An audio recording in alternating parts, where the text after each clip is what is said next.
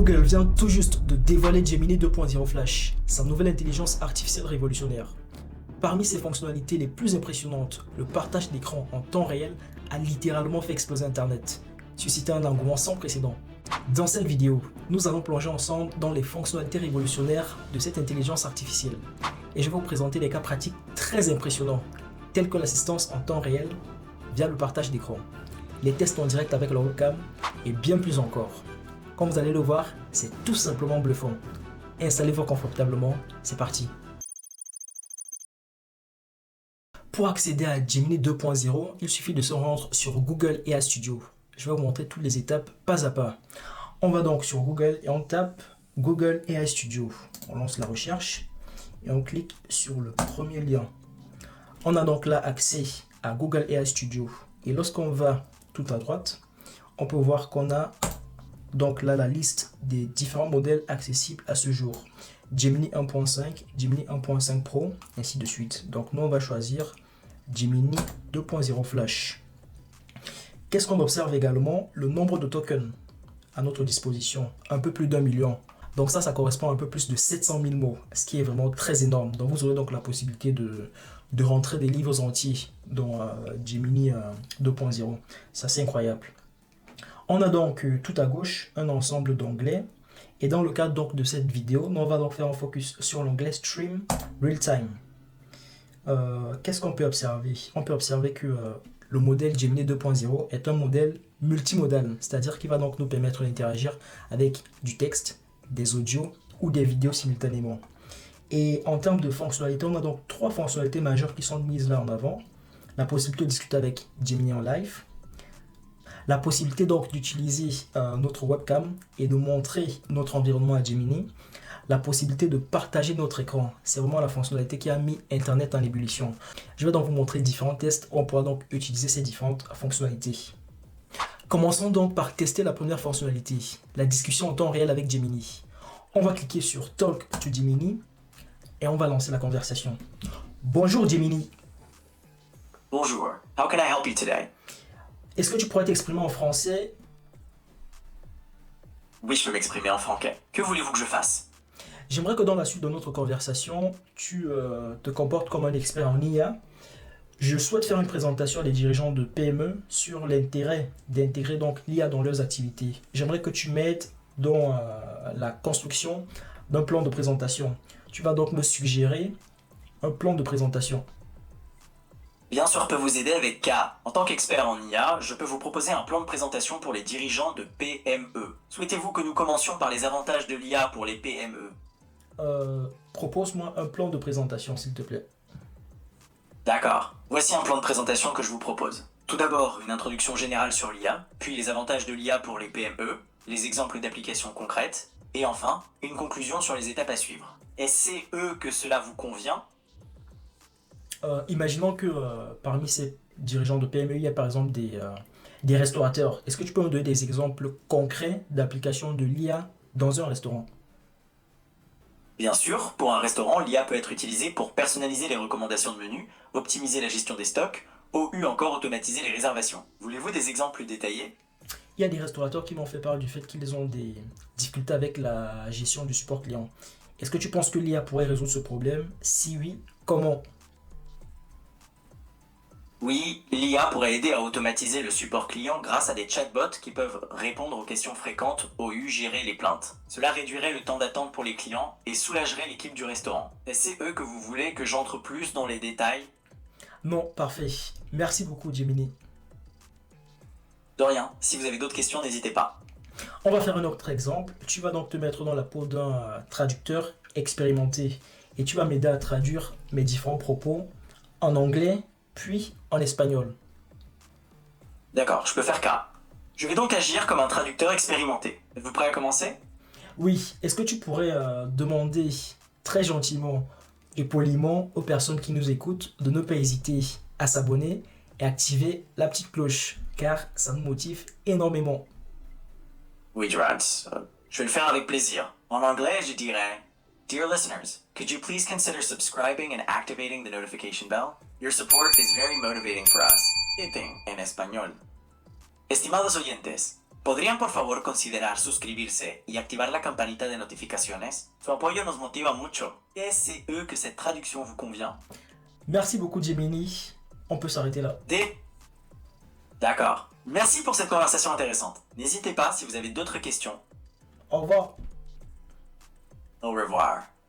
Ok, je vais donc arrêter le chat là. Le test qu'on vient de faire nous montre que il y a un véritable potentiel avec donc la discussion en temps réel. Je vous recommande vivement donc de tester de votre côté. Et j'ai oublié de le dire, ce qui est très intéressant avec Gemini 2.0, c'est que c'est complètement gratuit. Donc vous n'avez pas besoin d'un abonnement ici là, complètement gratuit. Donc je vous encourage donc à tester la discussion en temps réel.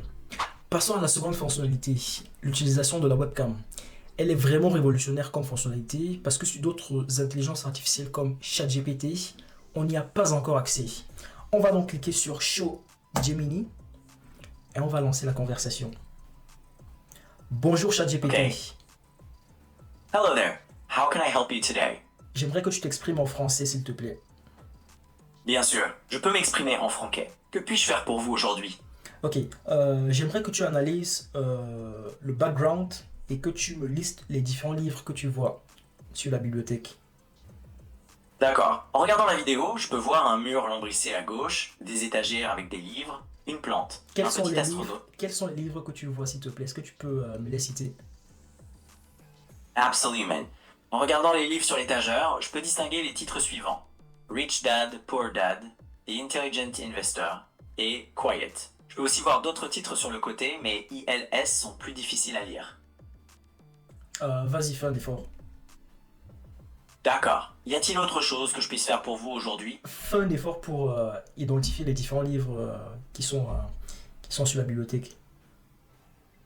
D'accord, je comprends. En plus des livres que j'ai déjà mentionnés, Rich Dad, Poor Dad, The Intelligent Investor et Quiet, je peux voir d'autres livres sur l'étagère, qui sont plus difficiles à identifier en raison de leur orientation et de leur emplacement. Il y a une pile plus grande sur le côté gauche de l'étagère et d'autres livres au-dessus des trois que j'ai cités. Voulez-vous que je fasse d'autres efforts pour identifier ces titres plus difficiles? Non, c'est bon. Merci beaucoup. J'aimerais te poser une autre question. Est-ce que tu peux me donner des suggestions pour améliorer le background de mon studio YouTube? Bien sûr, Yambé. Je peux vous donner quelques suggestions pour améliorer l'arrière-plan de votre studio YouTube. Avez-vous des themes OU, un style particulier Internet? Non, pas du tout. D'accord, donc pas de theme OU de style spécifique. Je peux faire quelques suggestions générales, si vous le voulez bien. Premièrement, Vas-y. D'accord, alors voici quelques suggestions pour améliorer votre arrière-plan en gardant à l'esprit qu'il n'y a pas de theme OU de style spécifique. Vous pouvez ajouter des éléments décoratifs qui reflètent votre personnalité. Vous pouvez aussi utiliser des plantes OU, des objets intéressants pour rendre l'espace plus attrayant visuellement. Voulez-vous que je vous donne des suggestions plus spécifiques? Merci, c'est bon. Merci beaucoup. De rien, si vous avez d'autres questions, n'hésitez pas à me les poser. Merci. Au revoir. Au revoir. On arrête dans l'enregistrement et vous l'avez vu, c'est vraiment impressionnant. On a partagé donc notre environnement, notre décor avec via la webcam et Gemini a réussi donc à identifier plusieurs éléments. En arrière-plan, il a pu faire quelques améliorations donc du style. Il a pu identifier donc quelques livres, même s'il a eu des difficultés sur certains livres, il a quand même pu identifier Rich Dad, Poor Dad de Robert Kiyosaki. Il a pu identifier d'Intelligent Investor. C'est vraiment impressionnant. Donc, je vous encourage vraiment donc à tester chez vous. Et comme je vous l'ai dit tout à l'heure, Gemini 2.0 est complètement gratuit. Donc, vous pouvez faire autant de tests que vous voulez. C'est assez impressionnant. Sur ChatGPT, par exemple, on n'a pas encore la possibilité d'utiliser sa webcam. Donc là, Google a un peu d'avance sur ce point. La troisième fonctionnalité, celle qui a véritablement mis Internet en ébullition, le partage d'écran en temps réel. Ça faisait un moment qu'on attendait donc cette fonctionnalité sur ChatGPT et jusqu'ici, on n'y a toujours pas accès. Google a donc eu un peu d'avance sur ce coup et a donc déployé cette fonctionnalité avec Gemini 2.0. On va donc la tester. Allons-y. On va donc cliquer sur Share Your Screen et on va donc sélectionner la fenêtre qu'on veut afficher. Donc là, je vais sélectionner donc tout l'écran. Je clique donc sur Bien sûr. D'accord. J'ai tout l'écran. Bonjour Gemini. Bonjour, je vous écoute. On va commencer donc par un premier test assez simple. On va donc essayer donc d'évaluer les capacités de raisonnement de Gemini. Bonjour Gemini, est-ce que tu saurais résoudre l'énigme que tu vois à l'écran? Bien sûr, la voiture est garée sur la place 87. La logique est d'inverser la suite de chiffres. Bravo, bravo, Gemini. C'est véritablement ça. L'astuce ici, en fait, c'est de renverser simplement l'image. Et comme vous pouvez le voir, la première place est 86. En plus, on a 88, 89, 90, 91. Donc, on en déduit que la voiture était bien positionnée donc, sur la place de parking numéro 87. Parfait, Gemini. Je vois que tu as des capacités donc, de raisonnement assez intéressantes. On avait donc déjà réalisé donc, ce test sur une ancienne vidéo qui portait donc sur le modèle O1 de ChatGPT. Et ChatGPT avait donc également trouvé la bonne réponse, 87, et son raisonnement c'était le même que celui qui nous était donné donc par Gemini, inversé simplement. De rien, c'est bien. Parfait, on va donc passer sur un second exemple. J'ai donc préparé un petit fichier Excel qui présente donc les salaires des employés d'une entreprise. On a des hommes et des femmes. Et la problématique à laquelle je fais face, c'est que j'ai oublié la formule Excel qui me permet de calculer donc la moyenne. Donc ici, j'aimerais que tu me donnes donc les formules que je vais taper dans la cellule E2 et dans la cellule F3, les formules qui vont donc me permettre de calculer le salaire moyen des hommes, ensuite le salaire moyen des femmes. D'accord. Donc, vous avez un fichier Excel qui contient les salaires des employés et vous souhaitez calculer la moyenne des salaires des hommes dans la cellule E2 et la moyenne des salaires des femmes dans la cellule F2. Et c'est eux que c'est bien cela? C'est bien ça. Pour calculer la moyenne des salaires des hommes dans la cellule E2, vous pouvez utiliser la formule suivante, equals moyenne. SI, BB, CC. Pour calculer la moyenne des salaires des femmes dans la cellule F2, vous pouvez utiliser la formule suivante, equals moyenne. SI, BB, F, CC. Ces formules permettent de calculer la moyenne des salaires en fonction du sexe. Donne-moi un peu le temps que j'implémente la formule, s'il te plaît. Pas de problème. Prenez votre temps pour implémenter la formule. Tu m'as dit BB. Tu m'as dit, j'ai entendu H. Ensuite un 6. Au cas, je comprends, vous implémentez la formule et vous avez besoin de la partie critères qui Est-ce est que H. tu peux patienter un peu que j'implémente? J'ai compris ce que tu as dit, je suis en train d'implémenter. Oui, bien sûr. Je vais patienter pendant que vous implémentez la formule pour la moyenne des salaires des femmes. Un point ici. Il a dit BB. Il a dit donc Je vois que vous... F. Ensuite il a dit CC. Au cas. Je ferme, je valide. Erreur. Qu'est-ce que j'ai fait Je vois une erreur dans la cellule F2. Il semble que la formule equals moyenne, SI, BB, thinking face, ne soit pas complète. Il manque la plage sur laquelle calculer la moyenne. Il manque la plage. À quel niveau est-ce que j'ai fait l'erreur? La plage à laquelle je fais référence est la plage de données où se trouve... Je comprends, en fait c'est juste à la place de la virgule, c'est le point virgule. Donc comme j'ai l'habitude de travailler souvent sur des PSO, c'est automatiquement la virgule, j'ai mis la virgule. Donc, je vois. De tester les capacités. Vous avez remplacé la virgule par un point virgule dans la formule. C'est une erreur courante. Et c'est eux que la formule fonctionne maintenant.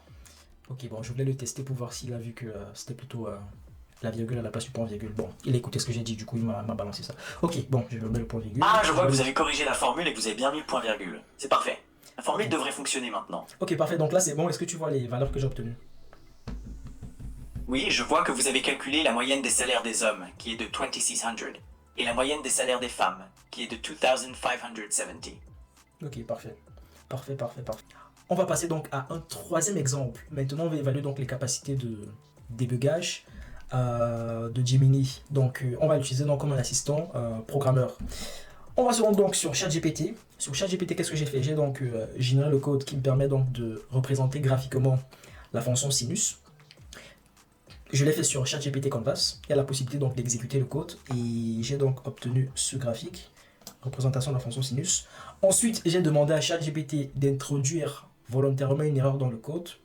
Donc là, l'idée, ça sera donc de tester Gemini pour voir s'il peut identifier cette erreur. Donc, regarde bien mon écran Gemini. Est-ce que tu peux identifier là où se trouve l'erreur? Bonjour, bien sûr Shell, je peux vous aider à déboguer CE code. Please tell me where you think the error might be.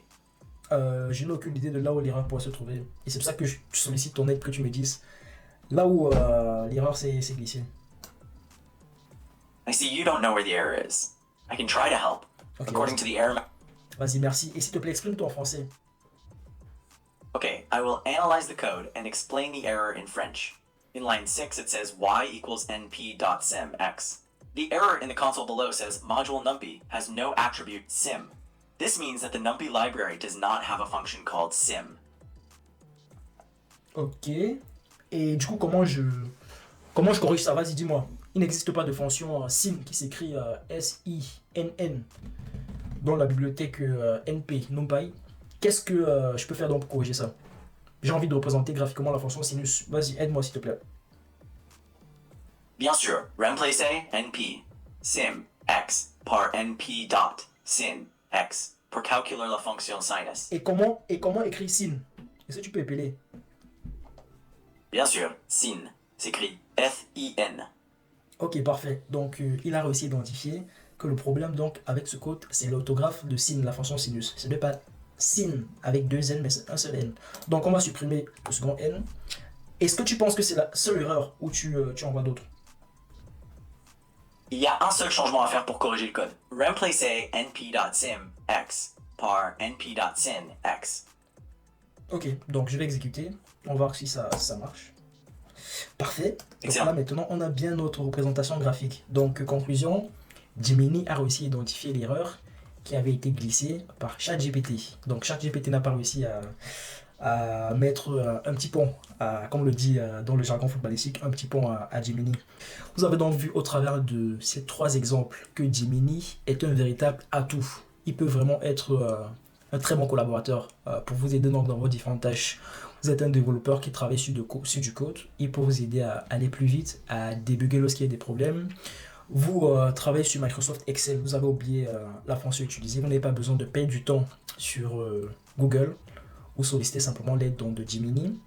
Vous pouvez utiliser donc Gemini comme collaborateur dans plusieurs autres cas. Je vous laisse donc faire ces tests chez vous avec les problématiques auxquelles vous faites face et n'hésitez pas à faire des retours dans les commentaires et à me dire quels sont les exemples les plus impressionnants que vous avez donc pu identifier en l'utilisant dans Gemini. En conclusion, Gemini 2.0 marque un tournant décisif dans le monde de l'intelligence artificielle. Avec ses capacités multimodales, son partage d'écran en temps réel et son interaction vocale ou visuelle, cette intelligence artificielle redéfinit les standards et offre des perspectives incroyables pour nos usages quotidiens. Si vous avez trouvé cette vidéo utile, n'oubliez pas de laisser un pouce bleu. Abonnez-vous et activez la cloche pour ne rien manquer des prochaines vidéos. Votre soutien aide énormément la chaîne à grandir et à proposer toujours plus de contenu de qualité. Merci pour votre temps et votre attention. On se retrouve très vite pour une nouvelle vidéo. C'était Etel. Peace out.